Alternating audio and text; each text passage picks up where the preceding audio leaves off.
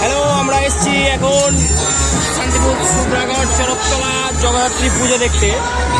আপনারা দেখছেন এই যে সামনে একটা পুলিশের গাড়ি রয়েছে, আর এইদিকেই হচ্ছে আমাদের মায়ের মন্দির। দেখতেই পাচ্ছেন এখানে পুজো হচ্ছে এবং সুন্দর একটু ব্যান্ড বাজাচ্ছে। ব্যান্ডের নাম হচ্ছে মা ব্যান্ড।